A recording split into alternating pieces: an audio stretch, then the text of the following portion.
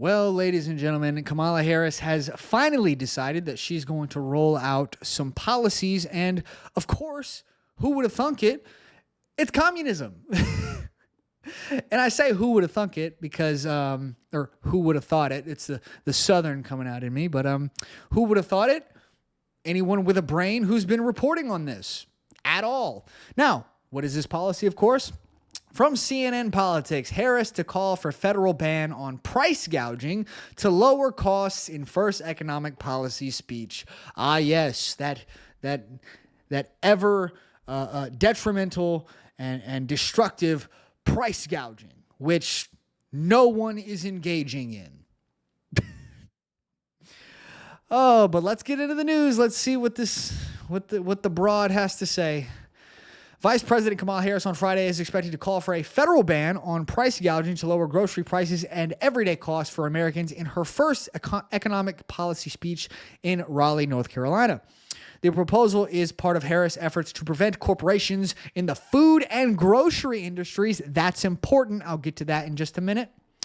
In the food and grocery industries from hiking prices on consumers, and is one component of a larger plan she will roll out to tackle high costs and inflation, according to a news release from the Harris administration. As part of her first 100 days in office, the vice president's campaign, yada, yada, yada, she has no other policies. This is all she has to say. Ladies and gentlemen, this is communism. This is literally communism. Bans on quote unquote price gouging. It sounds good on the surface. What it is it's price controls. That's what you're doing. You're implementing price controls. You are putting caps on the prices that businesses can place on their products or on their services. Okay? So a good way to break this down is a metaphor. So say that you're a welder, okay? You have a welding business and you work as a contractor with different companies, okay? And these companies will often call you and they'll say, hey, we've got this project that we need you to come and work on. And let's say that, you have your prices for these different companies that you've worked out, and these prices work well for you. You feel like these prices that you have set in stone, they work well for you, and they allow you to get your value out of your service that you are providing to these companies. And let's say you do about 200 jobs per year. Okay, let's just say you do 200 jobs per year, and the 200 jobs matched with your pricing that you have for your business, that makes you about $70,000 a year after all of your business expenses and your taxes and everything. You take home about $70,000 a year. That's your salary. You're not a millionaire. You're not even making six figures, but you're making enough to get by. You're making, it's enough for you to do well for yourself, okay? You can set a little aside for savings, Of course, this is not under Bidenomics. Of course, with the mass inflation, $70,000 won't get you a cheeseburger. But sorry, that was a little hyperbolic. I apologize, but not by much though. But you're doing well for yourself, okay? You're $70,000. That's your salary for the year, with your prices and with your 200 jobs a year that you get, give or take, a few jobs here and there, okay? You're usually able to get the 200 jobs per year, and that's enough to get you $70,000. And then along comes the government, and they say, yeah, we think that you're overcharging for your services, for your welding services. And you're like, overcharging? I mean, after all my business expenses and after all my taxes and everything, I'm only making $70,000 a year. How am I overcharging? We don't care what your excuses are, slave. We think you're overcharging. So we are now going to lower your prices ourselves by 40%. 40%. I'm only making $70,000 a year. I've got debts to pay off and everything. I got a mortgage to pay. I got a car note. Lowering my prices by $40,000 a year, I won't be able to make enough money to meet. We don't care. You are overcharging. You are price gouging because we said so. Slave. Now, get on your knees and lick the boot. because we said so. You see the problem here? Because the government doesn't care, ladies and gentlemen. And implementing this kind of policy would say, well, what is price gouging? They get to set the definition of what price gouging is. And when the government gets to set the definition, they're going to do what gives them the most power. So, what will happen is you with your little welding business, they have now lowered your prices by 40%. So, instead of 200 jobs a year making you 70 grand a year, now, in order for you to get the same amount of money that you were making before, now you have to go out and you have to find 350 jobs a year. So where are you supposed to just magically find 150 more jobs to do? No idea. Magic, I guess, according to the government. They don't care. They don't care.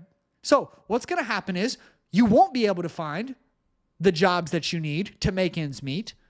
You will be forced to close up shop because you can no longer run your business. You will default on your debts. You will lose your home. You will lose your car. Your wife will divorce you. She will take the kids. Congratulations, your life is ruined. Welcome to communism. I hope you're all happy with the Harris economy. This is what you have to look forward to, ladies and gentlemen. She outright said it. This is her plan. This is her plan. Price controls. You don't get to have an opinion about what you think your product is worth or what you think your services are worth. No, little worthless slave. We, the government, will put our boot on your neck and you will be worth what we say you are worth. It's communism, ladies and gentlemen. This is literally Soviet style or Maoist Chinese style communism. This is what happened in Soviet Russia. This is exactly what has happened in several communist nations throughout history.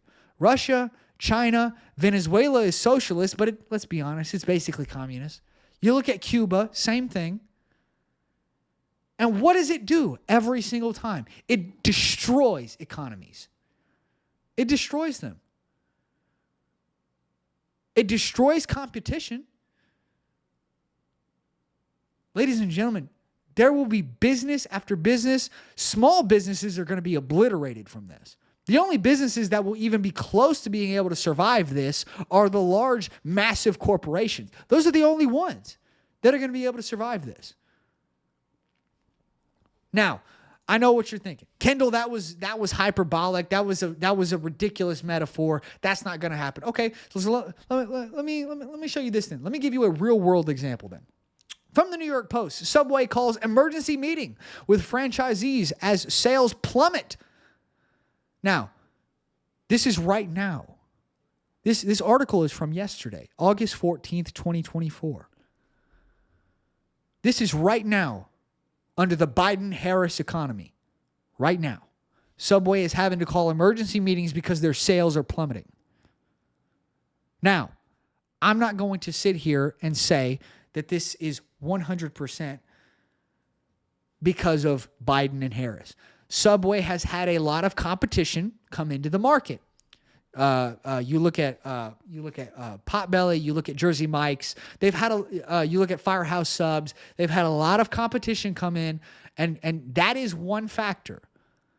But then you look at all of the massive amount of closures across the country from a bunch of different businesses, and you can clearly see that this is not just competition that is causing Subway to have these problems. It is inflation.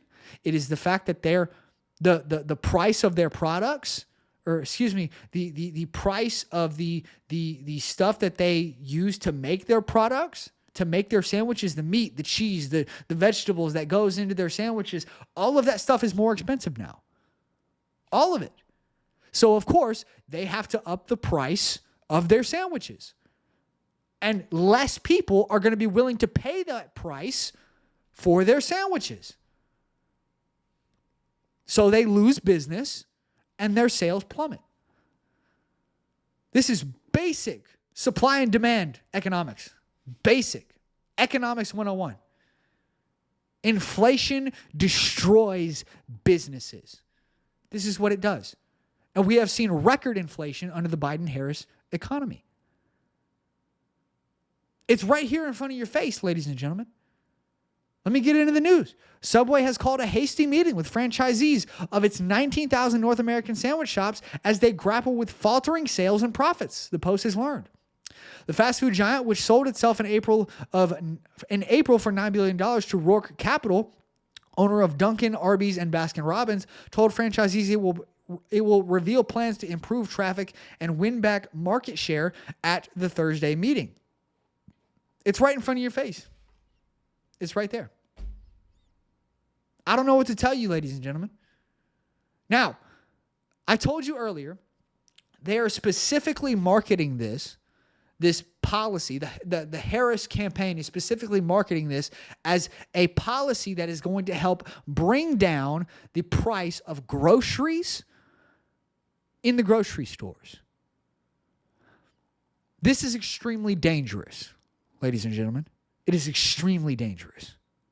So what's going to happen is Kamala Harris will get elected. If she gets elected, she will get into office and she will say, okay, now we're going to implement this policy. Now we have price controls in the food industry. So what do? They go to the farmers and they say, you're no longer allowed to sell your fruits and your vegetables for the price that you've been selling it. Now we're going to lower your price by whatever percentage we feel like because we think you're price gouging.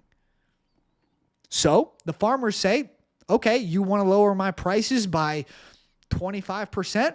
Well, then I'm going to grow 25% less food. Boom, just like that. An entire fourth of all the food grown in America gone, just like that. And so what happens? Well, you go to your local grocery store and you say, wait, there's not enough food on the shelves. Well, where's all the food at? Well, what's happening? There's no food on the shelves here. What am I supposed to eat? This is where I get my food from. Because the farmers stopped growing their food or stopped growing as much food as they were growing before, boom, you got a 25% decrease of food growth across the board. Now there's not enough food to feed everybody in the country. So what's going to happen, ladies and gentlemen? People are going to freak out. People are going to lose their minds. People are going to be fighting with each other in the street over the last can of beans because they don't want to watch their kids starve. And they will go to the government and they will say, fix it. Well, what's the government going to do? You think the government is going to admit that they were wrong and go back on their policy? Not a chance. Because according to the government, they're never wrong. So what they will do is they will double down. And they will go and they will seize the farms. They will say, go seize all of the farms and force the farmers to make more food, to farm more food at gunpoint. Now, the farmers are forced to do more labor for less money at gunpoint, under the fear of death and imprisonment from the government. This is how Soviet Russia and communist China and Cuba, this is how they've seized the means of production, the means of agriculture. This is how communists have always done things. It's never right in your face. It's always behind it's always behind a curtain. But eventually they get what they want. And they take things. They take your livelihood. They take what you have worked for decades to build. They will steal it right out from under you. Because their policies don't work. This is what you have to look forward to. And here's the thing. You know it's bad when the Washington Post is calling you out. We got this from the Washington Post. Opinion. When your opponent calls you communist, maybe don't propose price controls. Maybe you shouldn't do that. Yeah, I agree. Good on you, Washington Post. I got to admit, I got to give you credit where credit's due. These guys are not This is not a conservative news outlet. This is not a far-right news outlet. This is the Washington Post. This is a pretty far-left news outlet. Neutral at least. So let's read what they have to say, man. Price gouging is the focus of Vice President Kamala Harris's economic agenda, her presidential campaign says. She'll crack down on excessive prices and excessive corporate profits. Oh, excessive corporate profits. Now, let me ask you something. Let's say you're a business owner.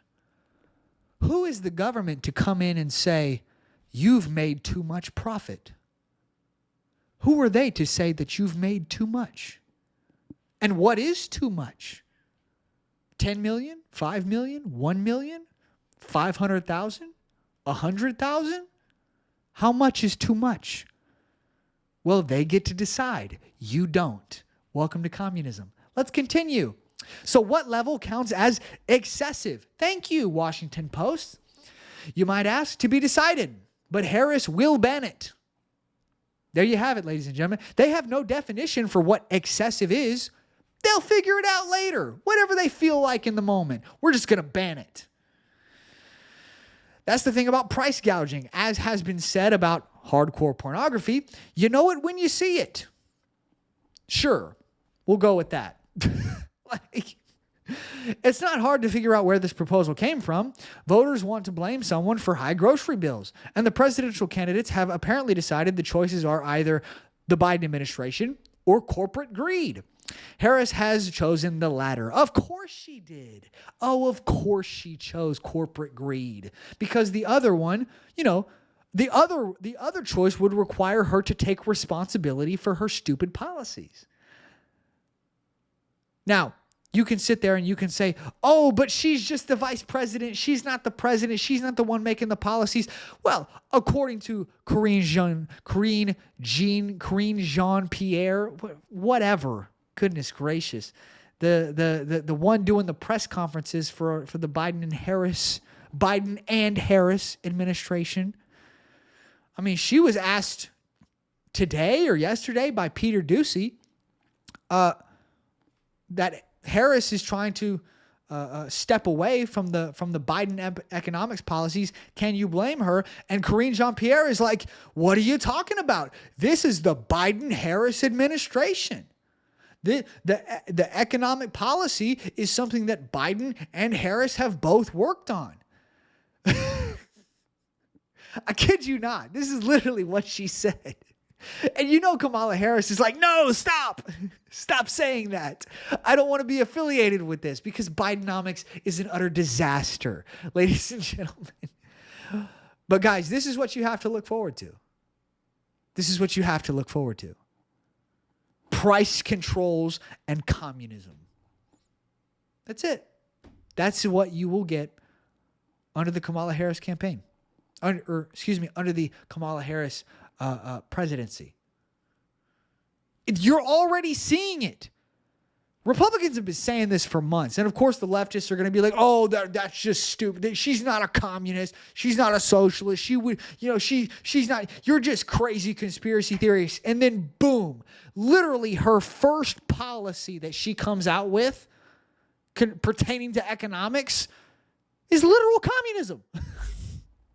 It's literal communism. Like, were we right or were we right? Those are your only choices. Oh, man. I don't know what to tell you, ladies and gentlemen. This is what we have. This is the final nail in the coffin of the republic that we have loved so much. This is it. This is all we got left. I don't know what to tell you. This is the last election. I truly believe that. I truly believe this is the last election. You just look at this policy. Looking at this policy right here, and then you look at her attacks against the Second Amendment. She outright said in her first 100 days in office, she will give Congress 100 days. And if after 100 days they don't put forward a policy banning assault rifles, then she's going to do a mandatory gun buyback. I don't know if you guys know what happened when the last time that a government tried to take guns away from Americans. You got the Revolutionary War. Yeah, that's right. The British came in. King George was like, okay, we're going to take all your guns. And so the British were marching in, and they said, okay, give up all your guns. And the militia said, no. And then you got the shot heard around the world, and you got the American Revolution. This is not something that will end well by any stretch of the imagination. You will get communism and you will get tyranny. That is all you have seen. All of the policies that you have seen so far is just tyranny and communism. That's it. That's all you got, ladies and gentlemen. That's all the Kamala Harris campaign has to offer. I hope you're ready, ladies and gentlemen. I hope you're ready. You got to get out and vote. You got to get out and vote, and you got to vote Republican down ballot. You got to. Because if you don't, and Democrats are able to keep control of the Senate and take control of the House, they will impeach Donald Trump before he even gets into office. Before he is even inaugurated, he will already be impeached. You got to vote Republican down ballot. If you want to be able to keep your business, if you want to be able to make your own prices as a small business owner or as any kind of business owner, if you want to avoid communism, if you want to keep your freedoms and your rights that are ingrained in the Constitution, don't vote for this broad. I'll tell you that. All right, I'm going to leave it there. I'll have another video coming for you guys probably next week on Monday. Thank you guys so much for watching. Make sure you hit that like button, subscribe, leave a comment down in the comment section, share the show with your friends. Follow me on all the socials down in the description, and hit that notification bell so that you can be notified whenever we put out new videos. And I will see you guys in the next one. Bye, guys.